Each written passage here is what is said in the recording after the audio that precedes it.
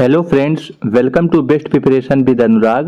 आज हम लोग साइकोलॉजी यानी मनोविज्ञान में लॉरेंस कोहलबर्ग को लेकर जितने भी एग्जाम हैं सब में पूछे गए जितने भी क्वेश्चन हैं सबको डिस्कस कर लेते हैं। अगर आप यह वीडियो देख लेते हैं तो यकीन मानिए कि आपका लॉरेंस कोहलबर्ग से बनने वाला कोई भी क्वेश्चन छूटेगा नहीं। तो सारे एग्जाम चाहे वो सीटेट का हो, यूपी टेट, सीटेट या आल टेट जितने भी हैं सबको हम यहाँ पे कवर करके 50 क्वेश्चन का सीरीज बनाए हैं। तो आइए हम लोग डिस्कस कर लेते हैं कि कोहलबर्ग के सिद्धांत की पूर्व परंपरागत स्तर की बात किया है के अनुसार कोई नैतिक निर्णय लेते समय एक व्यक्ति निम्नलिखित में से किसकी तरफ आकर्षित होगा या किसकी तरफ जाएगा या प्रवृत्त होगा, इसका ये मतलब है। तो आपको पता है बेटा कि जब भी पूर्व परंपरागत स्तर की बात हो रहा है तो ये चौथा स्टेज है, ये फर्स्ट स्टेज है, पहला स्टेज है। और पहले स्टेज में क्या क्या क्वालिटीज होती हैं आपको समझना है। तो इसमें क्या व्यक्तिगत आवश्यकताएं तथा इच्छाओं की पूर्ति होगी। बच्चा तो बहुत छोटा है इस टाइम पे, तो यहाँ पे व्यक्तिगत इच्छाएं कहाँ हो पाएगी, तो यह ऑप्शन गलत है। व्यक्तिगत मूल्य भी वो निर्धारित नहीं कर, बहुत छोटा बच्चा है तो उसके व्यक्तिगत मूल्य मतलब इस स्तर पे नैतिकता क्या जन्मी रहती है, नैतिकता की यहाँ पे क्या होती है, कमी होती है, नैतिकता एब्सेंट होती है। तो ये भी नहीं होगा। व्यक्तिगत मूल्य कैसे आ पाएंगे, पारिवारिक अपेक्षाएं कैसे आ पाएगा, पारिवारिक अपेक्षाएं भी नहीं होगा। क्यों? क्योंकि जब नैतिकता है ही नहीं तो उस तरह से सोच ही नहीं पाएगा, तो क्या पारिवारिक अपेक्षाएं। अंतर्निहित संभावित दंड, उसके अंदर बच्चा क्या होगा, डर पैदा रहेगा कि कहीं अगर मैं यह काम नहीं करूंगा तो मुझे मार पड़ जाएगी। तो हाँ, उसके अंदर ये डर पैदा होगा, यही लास्ट ऑप्शन सही होगा। तो चलिए पहला क्वेश्चन हो गया, चलते हैं हम लोग। कोहलबर्ग के अनुसार शिक्षक जो है बच्चों में नैतिक मूल्य का विकास कर सकता है। आगे यहाँ पे शिक्षक की बात किया है, वो बच्चों में नैतिक मूल्य का विकास कैसे करेगा उसकी हम लोग बात कर लेते हैं। क्या धार्मिक शिक्षा को महत्व देगा? शिक्षक कभी भी धार्मिक शिक्षा को महत्व नहीं देगा, सबको बराबर समझता है, इसलिए धार्मिकता का भेदभाव रखकर नहीं पढ़ाया जाएगा। तो ऑप्शन यह गलत हो जाएगा। कह रहे व्यवहार के स्पष्ट नियम बताकर, व्यवहार के स्पष्ट नियम क्या बताएगा? कोहलबर्ग ने व्यवहार का तो नियम के बात ही नहीं किया है, तो यहाँ पे यह भी बात नहीं होगा। नैतिक मुद्दों पर कोहलबर्ग ने जितनी भी चर्चा की है सब किसकी बात की है, नैतिकता को लेकर बात किया है कोहलबर्ग ने।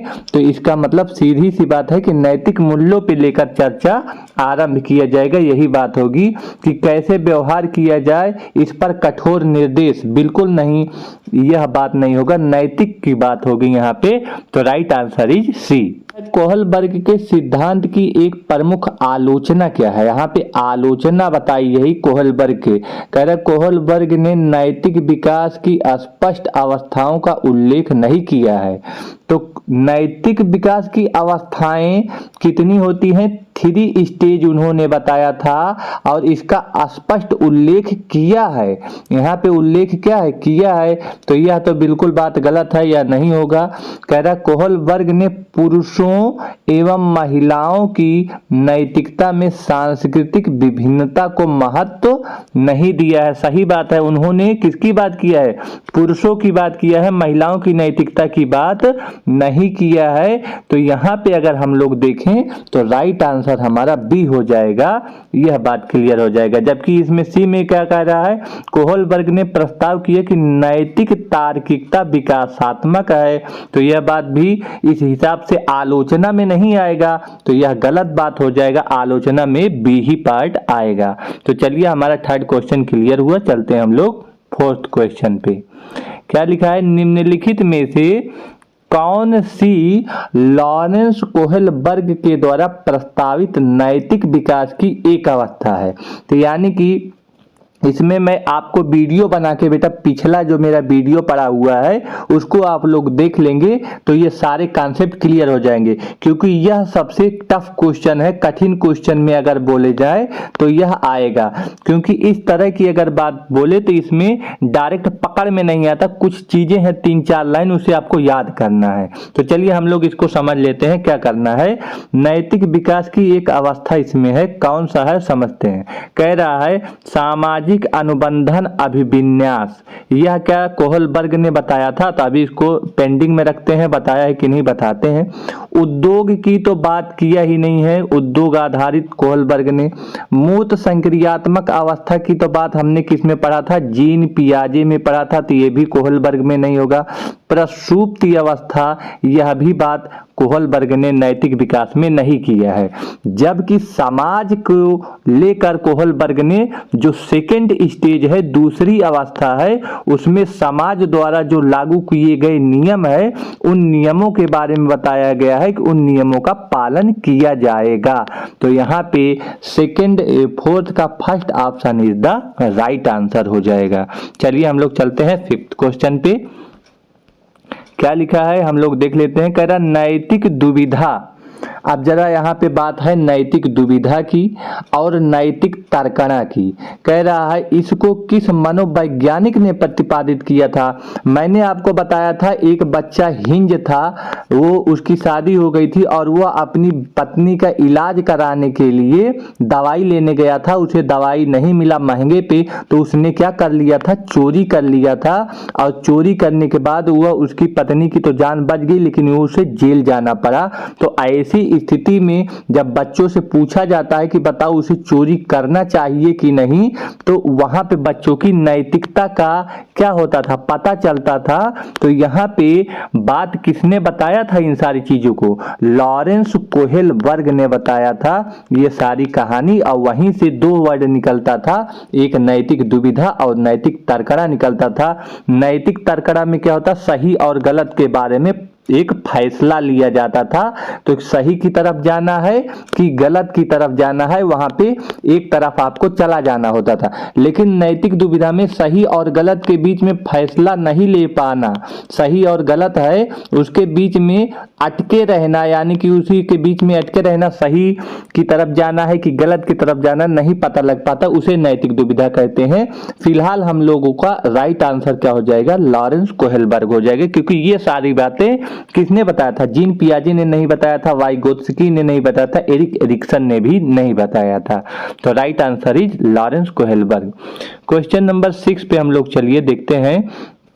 लिखा है लॉरेंस कोहेलबर्ग विकास के क्षेत्र में शोध के लिए जाने जाते हैं। तो किस विकास के शोध के लिए, संज्ञानात्मक नहीं, संज्ञानात्मक तो कौन था, जीन पियाजे थे ना। नैतिक के बारे में बिल्कुल सही बात है, नैतिकता के बारे में ही जाने जाते थे। तो राइट आंसर हो जाएगा हमारा बी पार्ट हो जाएगा। चलिए क्वेश्चन नंबर 7 पे हम लोग चलते हैं। क्या बोल रहा है, लिखा है निम्नलिखित वर्णन को पढ़िए, कोहेलबर्ग के नैतिक तर्क की अवस्था को पहचानिए। कि कौन सी अवस्था है, हम लोग यहां से यहां तक को पढ़ते हैं। क्या बात कह रहा अंतःकरण के स्वचयनित की बात है। नैतिक सिद्धांतों के द्वारा सही कार्य परिभाषित किया जाता है, जो कानून एवं सामाजिक समझौते पर ध्यान दिए बिना संपूर्ण मानवता के लिए वैध होता है। तो यहाँ पे तो कानून और सामाजिक समझौते की तो बात किया ही नहीं है। तो जब सामाजिक समझौते की बात नहीं किया तो ए वाला आंसर गलत हो जाएगा, समाज का कोई बात नहीं। सामाजिक क्रम व्यवस्था की भी बात नहीं होगी, क्योंकि ये समाज की बात नहीं मानेगा।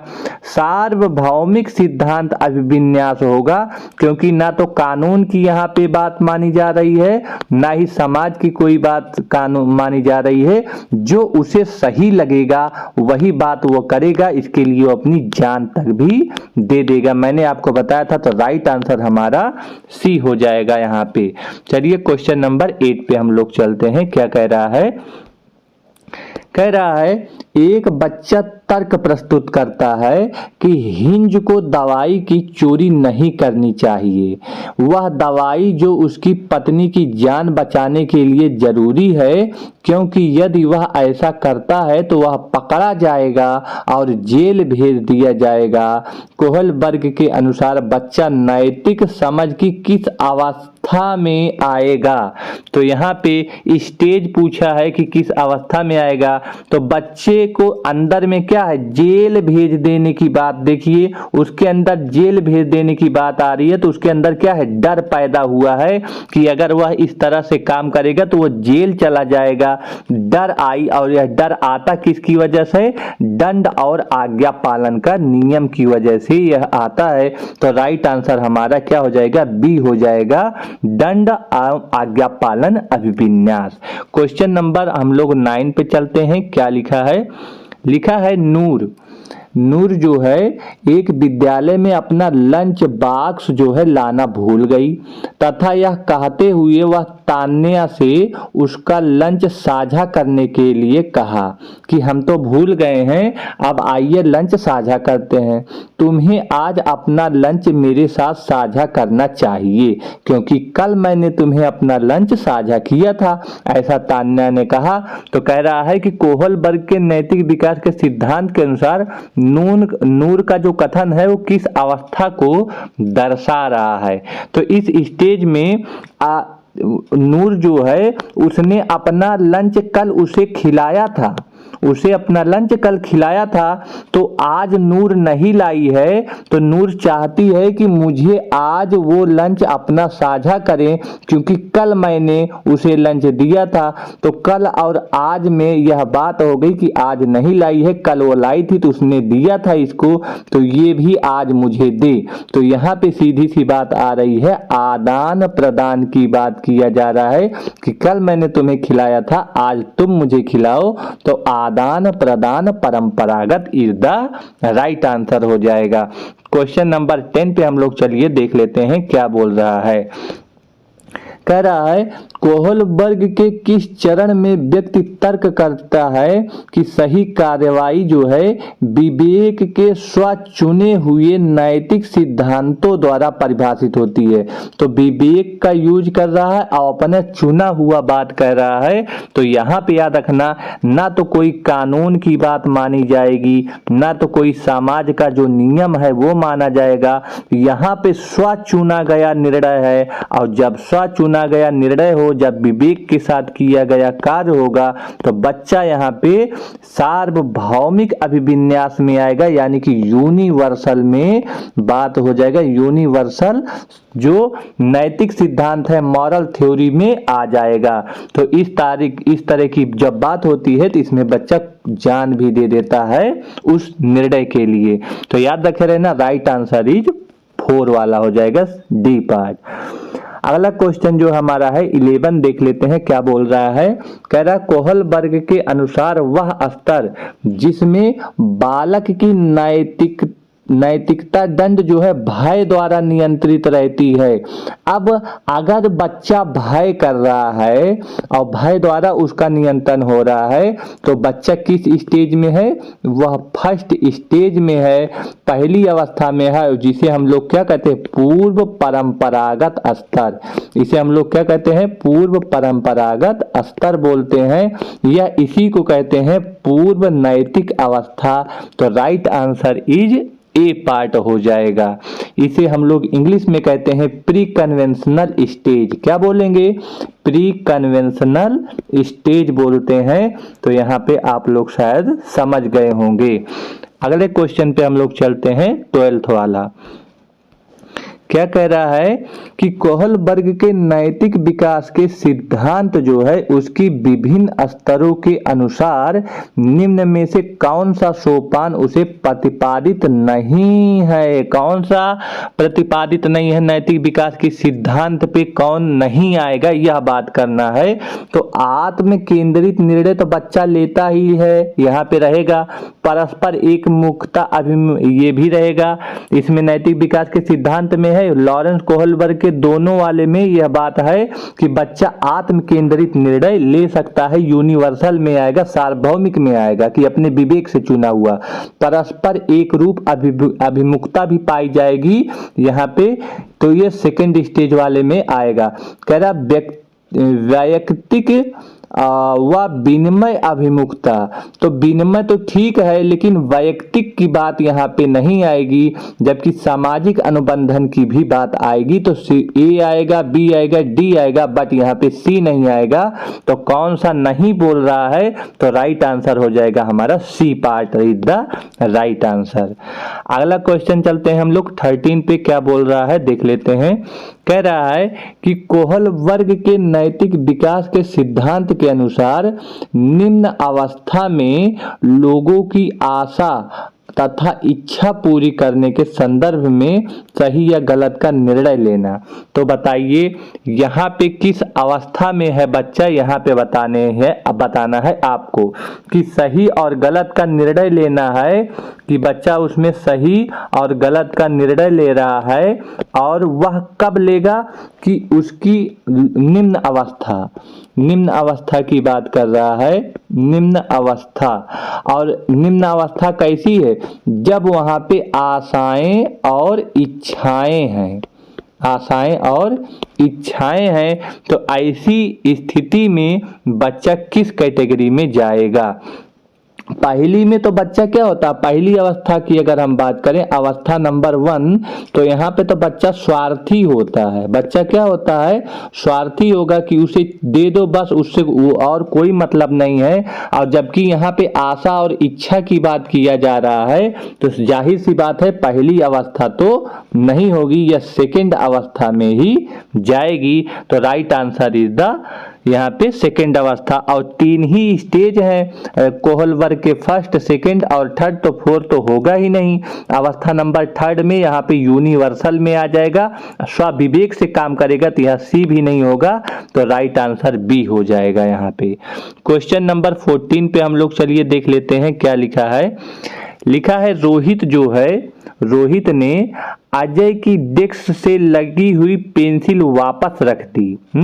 उसकी डेस्क पे पेंसिल था, उस पेंसिल को फिर से रख दिया क्योंकि उसे पकड़े जाने पर सजा मिलने का डर है। तो अगर उसे सजा मिलने का डर है, तो यहाँ पे हमने आपको बताया कि जब डर आता है तो वह किस लिए डर आता है, कि उसे दंड या आज्ञा पालन के अगर नहीं करेंगे तो उसकी वजह से उसे क्या मिलेगी, उसकी वजह से उसे सजा मिलेगी। और ऐसी जो अवस्था आती है यह किस में आएगी, पूर्व परंपरागत स्तर में आएगा। तो ये प्री कन्वेंशनल स्टेज में आएगा, तो राइट आंसर हो जाएगा ए पार्ट। तो क्वेश्चन नंबर हम लोग 15 पे चलिए देख लेते हैं क्या लिखा है। 9 वर्ष के बालक की नैतिक तर्कणा आधारित होती है। अब यहाँ पे अगर हम बात करें कि 9 ईयर का जो एज है उसमें क्या क्या कंडीशन होते हैं उसको समझते हैं। तो याद रखते हैं, किसी कार्य के भौतिक परिणाम उसकी अच्छाई या बुराई को निर्धारित करते हैं। यह बात एकदम सही बोला जा रहा है कि जो भी आप करेंगे वैसा ही पाएंगे, यानी कि यहाँ पे जैसी करनी वैसी भरनी है।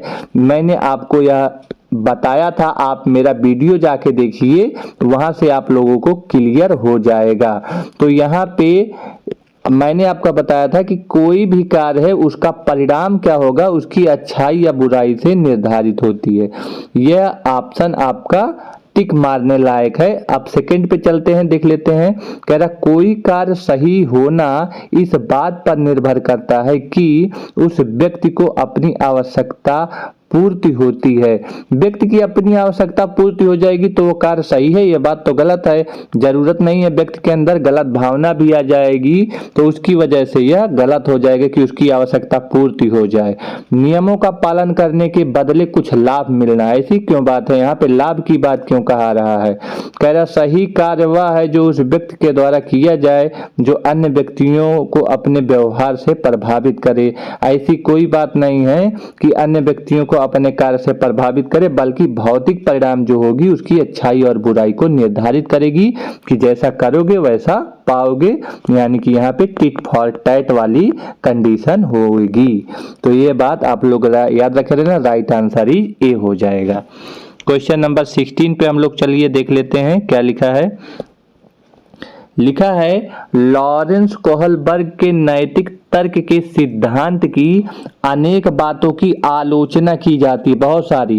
इस आलोचना के संदर्भ में कौन सा कथन सही है? यहाँ पे सही कथन की हमसे बात किया है। तो यहाँ पे देखिए इसमें ऑप्शन नंबर क्या है, लिखा है अपनी सैद्धांतिक रूपरेखा पर पहुंचने के लिए कोहलबर्ग ने पियाजे के सिद्धांतों को दोहराया है। ऐसी बात देखिए यहाँ पे हम लोग इसको सेट कर लेते हैं कि आगे देख लेते हैं। और ऑप्शन क्या है, कोहलबर्ग ने नैतिक तर्क के प्रत्येक सोपान के लिए विशेष उत्तर नहीं दिया है। ऐसी बात नहीं है, यह गलत है, उत्तर तो दिया ही है। कोहलबर्ग के सिद्धांत बच्चों के प्रत्युत्तरों पर ध्यान केंद्रित नहीं करता। क्यों नहीं करता है? सारे पे ध्यान केंद्रित करता है, यह बात भी उसने गलत बोला है कि करता है, जबकि ऑप्शन में क्या दिया है, नहीं करता है, तो इसलिए भी गलत हो जाएगा।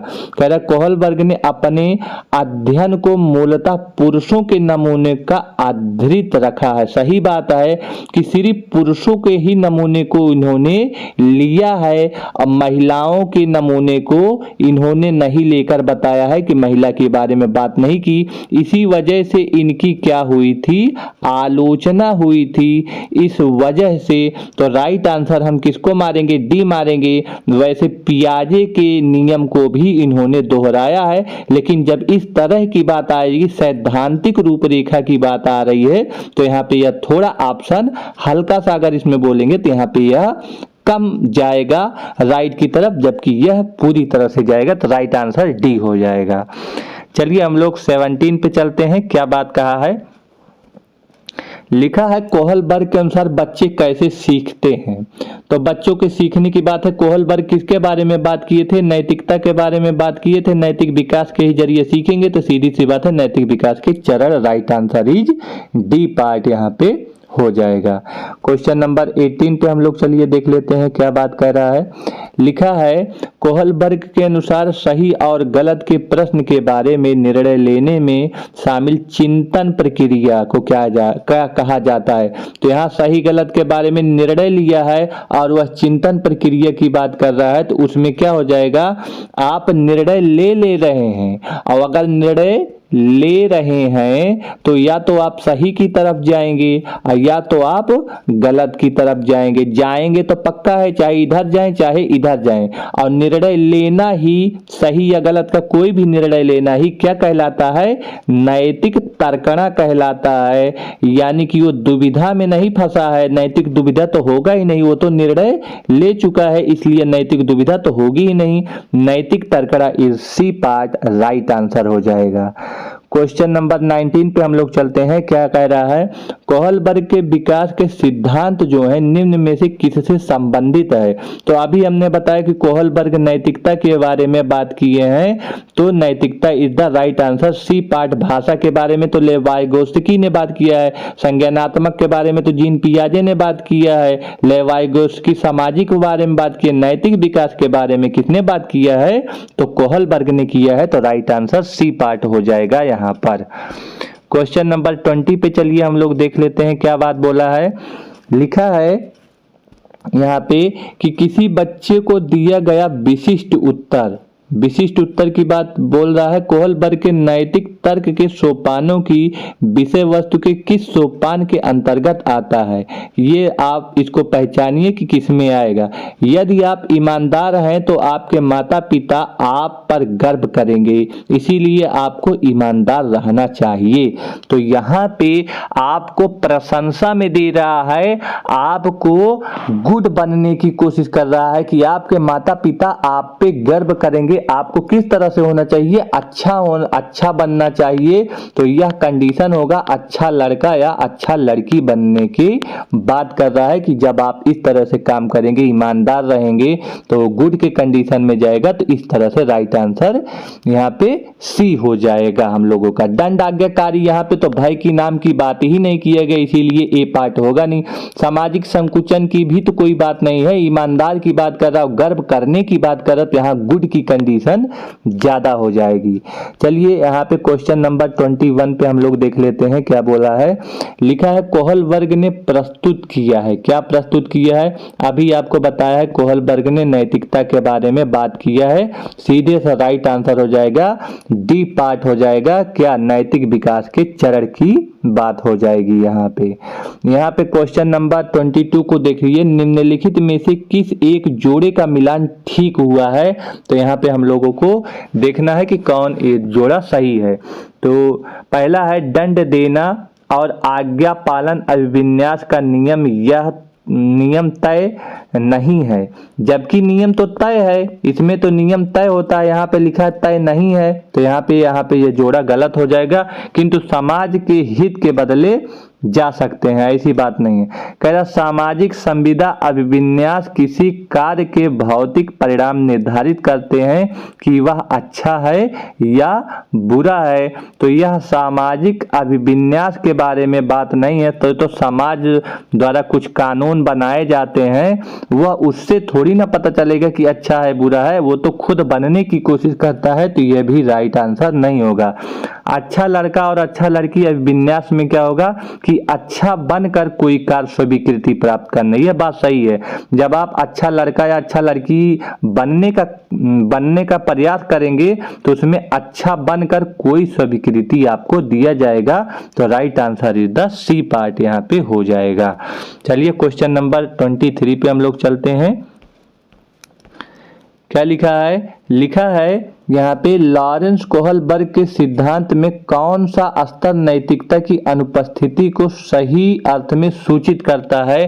कि यानी कि लॉरेंस कोहलबर्ग में कौन सा स्तर नहीं पाया जाएगा, यानी कि नैतिकता के स्तर में नैतिकता नहीं होगी। उनके तो 3 स्तर थे, फर्स्ट, सेकेंड और थर्ड, और उस स्तर में नैतिकता किसमें नहीं विद्यमान होती है? तो याद रखना, फर्स्ट स्टेज में नैतिकता नहीं विद्यमान होती है, वहां पे एब्सेंट होती है, अभी मैंने बताया।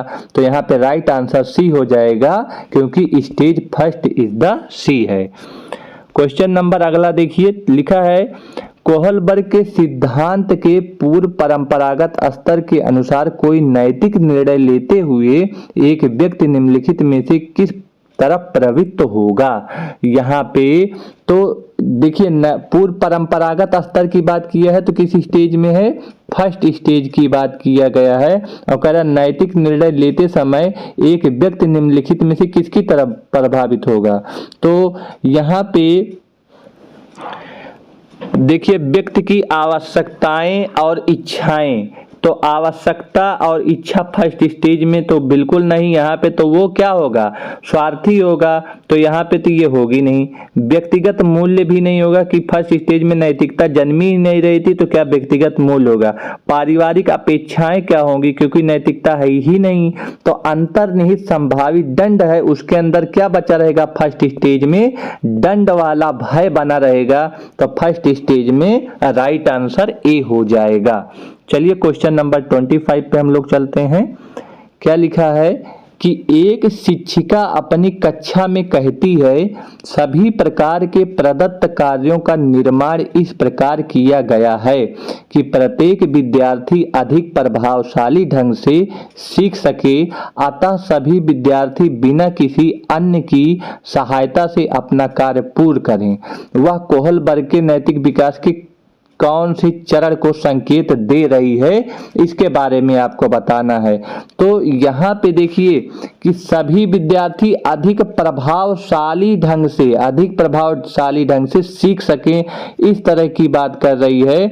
तो यहाँ पे जैसे दंड की तो बात बिल्कुल नहीं होगी, क्योंकि दंड कर नहीं रहा। हम लोग एलिमिनेशन मेथड पे चल रहे हैं। देख लेते हैं कि ये कौन सा होगा।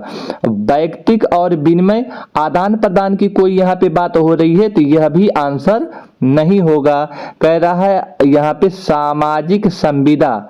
सामाजिक संविदा का मतलब क्या हुआ, यहाँ पे औपचारिक स्टेज यानी कि चरण 5 बोल दिया। इधर देखिए चरण 5, तो यहाँ पे जो है चरण 5 सामाजिक संविदा की अगर बात कर रहा है, तो नियमों को यहाँ पे तोड़ता है बच्चा। क्या करता है, नियमों को तोड़ेगा, समाज के नियम को नहीं मानेगा। यहाँ पे उसे जो सही लगेगा वो बात मानेगा, तो समाज के नियमों को फॉलो नहीं करेगा। यहाँ पे तो अधिक प्रभावशाली ढंग से सीखने की बात हो रही है, तो कानून और व्यवस्था ही ऐसा एक तरीका होता है कि जिसका पालन करके लोग सही से सीखते हैं का। तो यहाँ पे कानून और व्यवस्था का पालन बनाने की बात किया गया है। वही कानून व्यवस्था कहाँ पे लागू करने की बात किया गया है, विद्यालय में। और वह शिक्षिका जो है विद्यालय में प्रभावशाली ढंग से सिखा सके, इस तरह का वह प्रदत्त कार्य जो दिया गया है उसे पूर्ण करने के लिए वह कानून और व्यवस्था का पालन करेगी, तभी वह कार्य सुचारू रूप से चलेगा। तो राइट आंसर हमारा क्या हो जाएगा, ए पार्ट हो जाएगा, औपचारिक चरण। क्वेश्चन नंबर 26 की हम अगर बात करें तो क्या लिखा है, निम्नलिखित में से कौन सा कोहलबर्ग के नैतिक विकास के चरणों का लक्षण है। तो नैतिक विकास के इनके कोहलबर्ग के चरण कौन कौन से हैं, उसमें जो लक्षण है समझ लेते हैं। कह रहे चरणों का परिवर्तनशील अनुक्रम, यह लक्षण है। कह रहा विभिन्न चरण अलग अलग प्रत्युत्तर हैं, न कि सामान्य प्रतिमान। यहाँ पे कह रहा सभी संस्कृतियों से संबंध चरणों में क्या सार्वभौमिक श्रृंखला है। ठीक, कह रहा विभिन्न चरण एक गैर पदानुक्रम रूप में आने की ओर बढ़ते हैं। तो यहाँ पे नैतिक विकास के चरणों के लक्षण की अगर हम बात करें तो यह थोड़ा सा कठिन सवाल बन जा रहा है, किस तरह से इनको करेंगे। तो एलिमिनेशन मेथड में बात करेंगे, जो हमारा निगेटिव टैग वर्ड है उनको काटते हैं, ना कि है तो हम लोग इसको हटा देते हैं। यहाँ पे परिवर्तनशील अनुक्रम की बात किया है चरणों में, और यहाँ पे पदानुक्रम विभिन्न चरण, बहुत सारे चरणों की बात बोल रहा है, और गैर पदानुक्रम ये बात बोल रहा है। निगेटिव टैग वर्ड है, निगेटिव टैग वर्ड है, तो यहाँ पे हम लोग इनको कैंसिल कर लेंगे। राइट आंसर हमारा क्या हो जाएगा, संस्कृतियों की बात किया गया है। क्यों, क्योंकि नैतिकता से ही क्या डेवलप होती है, नैतिकता से संस्कृतियों की बात क्लियर होती है। कैसे, क्योंकि नैतिकता है तो संस्कृति वहां पे आ जाएगी, तो उससे चरण सार्वभौमिक श्रृंखला डेवलप हो जाएगा। तो यहाँ पे राइट आंसर सी हो जाएगा हमारा। तो चलिए क्वेश्चन नंबर 27 पे हम लोग देख लेते हैं क्या कह रहा है। कह रहा है लॉरेंस कोहलबर्ग के द्वारा प्रस्तावित निम्नलिखित चरणों में से प्राथमिक विद्यालयों के बच्चे किस चरणों का अनुसरण करते हैं। तो यहाँ पे प्राथमिक विद्यालय के बच्चे की बात कर रहा है, तो प्राथमिक विद्यालय वाले बच्चे क्या होंगे, पहले स्टेज में आएंगे। पहला स्टेज ही होता है दंड और आज्ञा पालन का। तो राइट आंसर तो हमारा इसमें ए वाला तो माना ही जाएगा, और इसमें ए होगा। और वैयक्तिक वाले की वैयक्तिक और विनिमय आदान प्रदान की तो बात करेगा ही ना, तो यहाँ पे ये भी आदान प्रदान भी बात रहेगा। फर्स्ट स्टेज में क्या होगा, तुम अपना दोगे तो मैं अपना दूंगा, तो आदान प्रदान की भी बात इसमें शामिल होगा। तो यहाँ पे राइट आंसर ए और बी दोनों ही शामिल हो जाएगा, तो यहाँ पे मेरा फर्स्ट हो जाएगा। वैयक्तिकता की बात करें तो वह अपने में ही खोया रहता है, इसीलिए वैयक्तिकता की बात यहाँ पे किया गया है। तो चलिए क्वेश्चन नंबर 28 पे हम लोग अगर बात करें, क्या लिखा है, लिखा है कर्नैल सिंह कानूनी कार्रवाई तथा खर्चे के बावजूद आयकर नहीं देते हैं। उनके ऊपर कानूनी कार्रवाई भी हो जा रही है और खर्चा भी हो रहा है, लेकिन आयकर नहीं भर रहे हैं, टैक्स नहीं भर रहे हैं। वे क्या सोच रहे हैं कि यदि वे एक भ्रष्ट सरकार को समर्थन नहीं दे सकते जो अनावश्यक बांधों के निर्माण पर लाखों रुपया खर्च करती है, तो वे संभवतः कोहलबर्ग के नैतिक विकास की किस अवस्था में होंगे, यह बात बतानी है आपको। तो एक होता है आपका पूर्व परंपरागत फर्स्ट स्टेज है, यहाँ पे तो फर्स्ट स्टेज की बात ही नहीं होगी, क्योंकि नैतिकता की तो यहाँ पे पूरी तरह से बात हो रही है कि वो ऐसे भ्रष्ट सरकारों के बारे में समर्थन नहीं देने की बात कर रहा है, तो उसके अंदर पक्का है कुछ न कुछ समझ है। तो फर्स्ट स्टेज पूर्व परंपरागत होगा नहीं। परंपरागत में क्या है, प्रशंसा पाने की बात इसमें होती है, तो ऐसी कोई यहाँ पे बात नहीं हो रही है कि इस स्टेज की बात नहीं है। जबकि यहाँ पे क्या हो रहा, अपने स्वविवेक के निर्णय से वह नहीं दे रहे हैं, सोच रहे हैं कि इनको क्या दें पैसा, जो ये पूरी तरह से भ्रष्ट हैं इनको हम नहीं देंगे, आयकर इनको नहीं भरेंगे, पूरी तरह से ये भ्रष्ट हैं, क्यों दें हम इनको। तो यह अपनी दिमाग से सोच रहा है। तो यह पश्चिम परंपरागत या फिर उत्तर परंपरागत जो थर्ड स्टेज होती है उसमें यह क्वालिटी दिखती है। तो बच्चा राइट आंसर हो जाएगा, ए पार्ट हो जाएगा हमारा पश्चिम परंपरागत। चलिए क्वेश्चन नंबर 29 की ओर चलते हैं। क्या लिखा है, कोहलबर्ग के अनुसार शिक्षक बच्चों में नैतिक मूल्यों का विकास कर सकता है। शिक्षक कैसे करेगा बच्चों के अंदर नैतिक मूल्यों का विकास, इसके बारे में क्या क्या बात कही गई समझते हैं। कह रहा धार्मिक शिक्षा, बिल्कुल नहीं, शिक्षक धार्मिक शिक्षा क्यों देगा। व्यवहार के स्पष्ट नियम बताएगा कि नैतिक मूल्य की बात करेगा। क्यों नैतिक वाला हम लिए, क्योंकि कोहलबर्ग किसकी बात करते हैं, नैतिकता की बात करते हैं। तो राइट आंसर हमारा सी हो जाएगा। क्वेश्चन नंबर 30 पे देखिए क्या बोल रहा है। कह रहा निम्नलिखित में से कौन सा अनुकूलन यानी ओरिएंटेशन कोहलबर्ग के अनुसार पारंपरिक नैतिकता के चरण के अंतर्गत आता है। तो पारंपरिक नैतिकता की चरण की अगर बात करेगा तो उसमें दंड वाला तो फर्स्ट स्टेज में आएगा। ये तो पूर्व पारंपरिक है, यानी कि पूर्व परंपरागत अवस्था, यानी कि प्री कन्वेंशनल स्टेज होता है, यह इसमें नहीं होगा। तो राइट वाला ए नहीं होगा। सामाजिक अनुभूति की अगर बात करें और विवेक की, तो यही मेरा किस में जाता है, सेकेंड स्टेज में जाता है। और सेकेंड स्टेज हमारा क्या होता है, पारंपरिक नैतिकता या परंपरागत स्तर का होता है। यही हमारा राइट आंसर बी हो जाएगा, B is the right answer. चलिए क्वेश्चन नंबर 31 की अगर हम लोग देखें क्या बात कर रहा है। लिखा है नैतिक विकास में चरण में माता पिता अपने बड़ों की सामाजिक और राजनीतिक मान्यताओं पर सवाल उठा सकते हैं। ठीक है ना, नैतिक विकास में बोल रहा है, नैतिक विकास की जो चरण है उसमें जो माता पिता और बड़ों की जो सामाजिक राजनीतिक मान्यता है उस पे सवाल अगर उठेगा तो यहाँ पे किस स्टेज में जाएगा।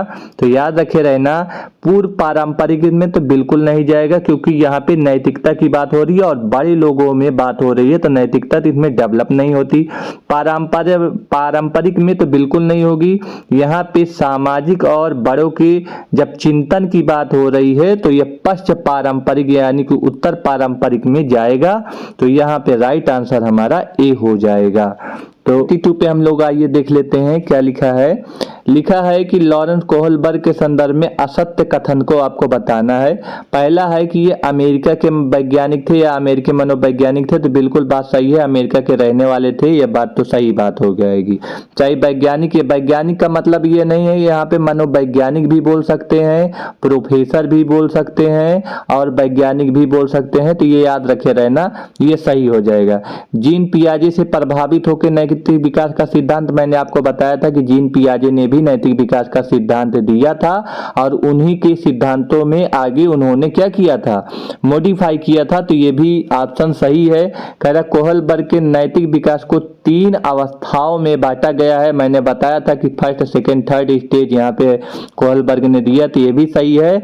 जबकि अगर ये तीनों सही है तो हमारा कौन सा गलत है, ये कह रहा पूर्व परंपरागत जो स्टेज होती है वो 6 से 11 साल होती है। ऐसा नहीं है, जब एज की बात होगी तो 3 कैटेगरी में आपका बांटा गया है स्टेज। फर्स्ट स्टेज हमारा 4 से 10 ईयर का होगा, सेकंड स्टेज हमारा 10 से 13 ईयर का होगा और थर्ड स्टेज हमारा ग्रेटर देन 13 ईयर का होगा। तो ये याद रखे रहना, जब ईयर की बात करेगा तो आप लोग यह ईयर रखे रहना। तो यह आंसर गलत होगा, यहाँ पे तो 4 से कितना होना चाहिए था, 10 ईयर होना चाहिए था, जबकि ऑप्शन में 6 से 11 दिया है। तो राइट आंसर इज 4 यानी डी पार्ट हो जाएगा। क्वेश्चन नंबर अगले पे हम लोग चलते हैं 33। क्या बोला है, नैतिक दुविधा व नैतिक तर्कड़ा को किस मनोवैज्ञानिक ने प्रतिपादित किया था? अभी बात किए हैं इन दोनों की, अगर बात करें तो दोनों जाएंगे लॉरेंस कोहलबर्ग में जाएंगे, इन्होंने ही यह बताया था।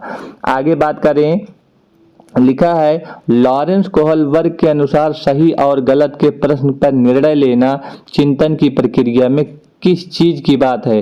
तो सही और गलत के बारे में अगर निर्णय लिया जा रहा है तो यहाँ पे हम लोग किस में जाएंगे? क्या वो नैतिक तर्कड़ा होगा कि क्या वह हमारा नैतिक दुविधा होगा? इसको हम लोगों को अच्छे से समझना है। तो याद रखना, निर्णय तो ले लिया जा रहा है, निर्णय लेने की बात कर रहा है, यहाँ पे निर्णय लेने में चिंतन की बात हो रही, चिंतन प्रक्रिया। तो जब भी निर्णय ले लिया जाएगा तो वह नैतिक तर्कड़ा में आएगा, वो फंसा नहीं हुआ है। नैतिक दुविधा माने क्या होगा? उसमें फंसा हुआ होना, जबकि निर्णय ले लिया उसमें शामिल हो गया तो नैतिक तर्कड़ा ही राइट आंसर हो जाएगा। क्वेश्चन नंबर 35 को हम लोगों को देखना है, क्या लिखा है?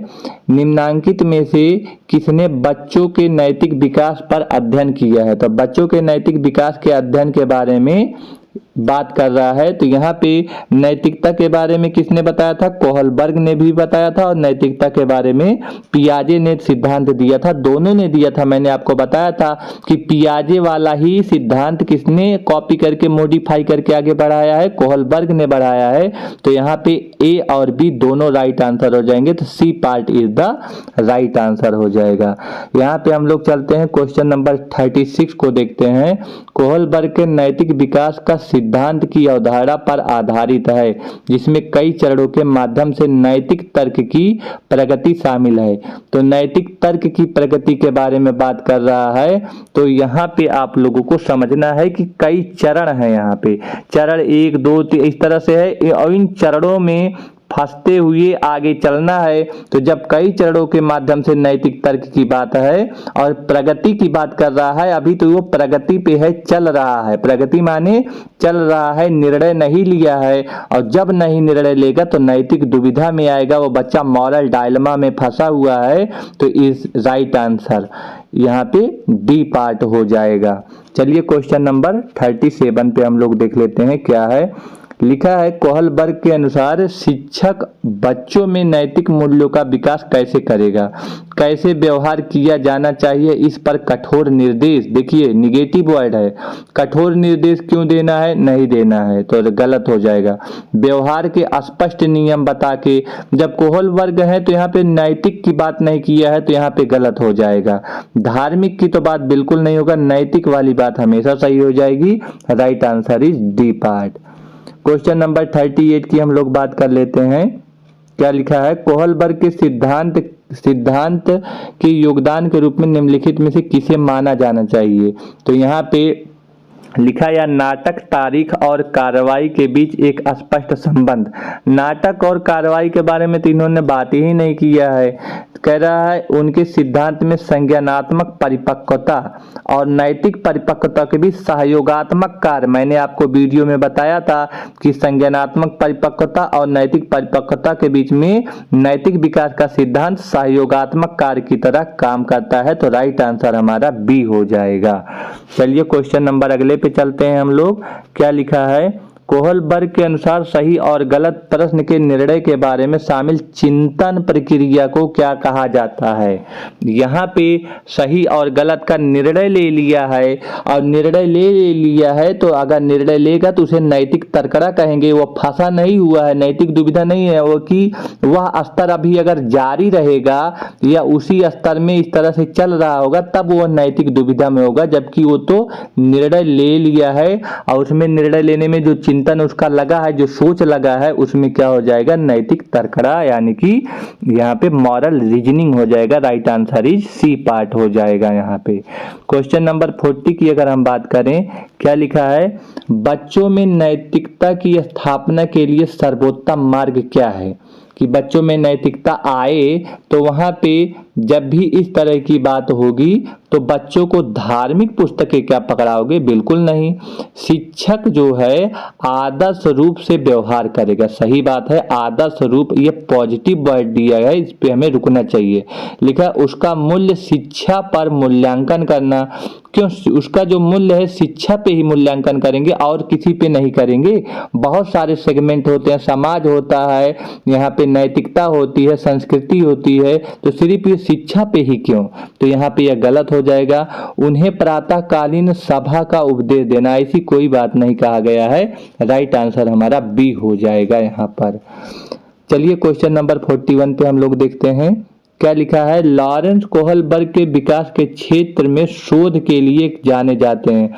अभी इनकी बात अगर होगी तो पक्का याद रखे रहना, नैतिकता के ही बारे में यह जाने जाएंगे। क्वेश्चन नंबर 42 की अगर हम बात करें, क्या बात है, लॉरेंस कोहलबर्ग के अनुसार बच्चे कैसे सीखते हैं। बच्चे इनके अनुसार अगर सीखेंगे तो वो नैतिकता के विकास से ही सीखेंगे।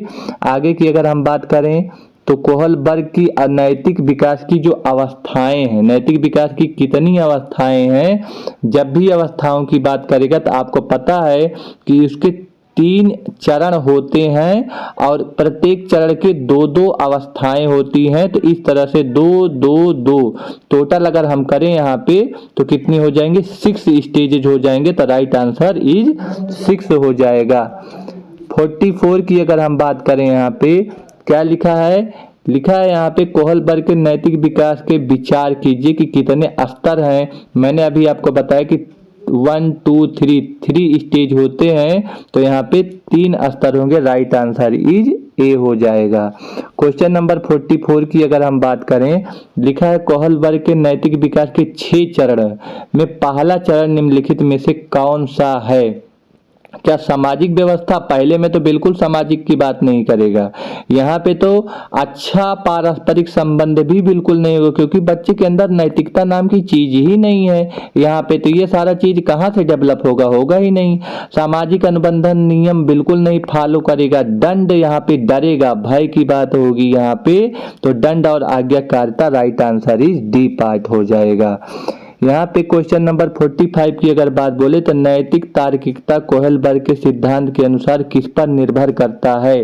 तो यहाँ पे देखिए क्या संदर्भ की कोई बात नहीं किया गया है, बाह्य उद्दीपक की बात नहीं, प्रशिक्षण की बात नहीं, विकास के चरण बताए हैं नैतिकता को लेकर कोहलबर्ग ने, तो राइट आंसर हो जाएगा डी पार्ट यहाँ पे हो जाएगा। क्वेश्चन नंबर 46 की अगर हम बात करें तो नैतिक विकास के सिद्धांत के स्तर और चरण, यहाँ पे 3 स्तर होते हैं, 1 2 3, और सबके 2-2 स्टेजेज होते हैं यहाँ पे, तो यहाँ पे 2-2-2, तो यानी कि 3 स्टेज और 6 सब स्टेज हो जाएंगे, यानी कि 3 स्तर और 6 उप स्तर हो गए, तो 3 और 6 वाला हमारा राइट आंसर बी हो जाएगा यहाँ पर। चलिए क्वेश्चन नंबर 47 की अगर हम बात करें, क्या लिखा है, लिखा है कोहलबर्ग के नैतिक विकास का सिद्धांत बताता है कि व्यक्ति नैतिक तर्क को 3 स्तरों के माध्यम से प्रगति करते हैं, निम्नलिखित में से कौन है वो स्तर जो आपको नहीं है, इसमें नहीं वाला बोला है। तो पूर्व परंपरागत होता है, परंपरागत भी होता है, उत्तर परंपरागत, सार्वभौमिक स्तर नहीं होता है इनके में, यह तीनों स्तर पाए जाते हैं जबकि सार्वभौमिक नहीं होता, तो राइट आंसर डी हो जाएगा। क्वेश्चन नंबर 48 की अगर हम बात करें तो क्या लिखा है, कह रहा है कोहलबर्ग के नैतिक विकास का सिद्धांत किस मनोवैज्ञानिक के कार्य से अत्यधिक प्रभावित हुआ है। तो कोहलबर्ग जो थे कि सबसे ज्यादा प्रभावित हुए थे जीन पियाजे से, उन्हीं के सिद्धांत का उन्होंने नकल किया था, तो यहाँ पे राइट आंसर हो जाएगा ए जीन पियाजे। क्वेश्चन नंबर 49 की अगर हम लोग बात करें, लिखा है कोहलबर्ग के नैतिक विकास के सिद्धांत के अनुसार निम्न अवस्था में लोगों की आशा एवं इच्छाएं पूरी करना क्या हो जाएगी, सही गलत का निर्णय लेना किस अवस्था में जाएगी। तो याद रखना सही गलत के बारे में निर्णय भी ले रहे हो, हाँ, और यहाँ पे आशाओं तथा इच्छाओं की भी पूरी कर रहे हो। तो कभी भी किसी की आशा पूरी करना हो या इच्छाएं पूरी करना हो और उसके लिए आपको मर मिट जाना है, तो यह स्टेज आएगा किसमें? थर्ड स्टेज में जाएगा। और थर्ड स्टेज माने अवस्था नंबर 2, यानी B is the right answer. Question number 50 की अगर हम लोग बात करें तो क्या बोल रहा है? लॉरेंस कोहलबर्ग के सिद्धांत के अनुसार किस चरण पर नैतिक चिंतन शुरुआती और सामाजिक परिप्रेक्ष्य पर आधारित होता है? तो याद रखना कि नैतिक चिंतन की बात कर रहा है और शुरुआत स्टेज पे, और समाज की बात कर रहा है। तो जब समाज की बात हो जाएगा तो वो सेकंड स्टेज यानी कि पारंपरिक स्तर यानी कि कन्वेंशनल स्टेज में जाएगा यहाँ पे।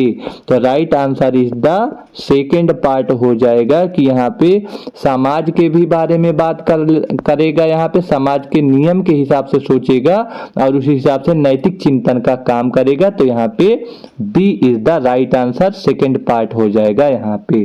तो चलिए, हमारा यहाँ पे टोटल 50 क्वेश्चन था, और अगर ये 50 क्वेश्चन आपने अच्छे से देख लिया तो यकीन मानिए कि लॉरेंस कोहलबर्ग से बनने वाले कोई भी ऐसा क्वेश्चन नहीं है जिसे आप मतलब सही ना कर पाए। तो चलिए, अगर आपको वीडियो अच्छा लगा हो तो प्लीज शेयर, सब्सक्राइब और कमेंट जरूर करिएगा। मिलते हैं अगले वीडियो पे, तब तक के लिए धन्यवाद।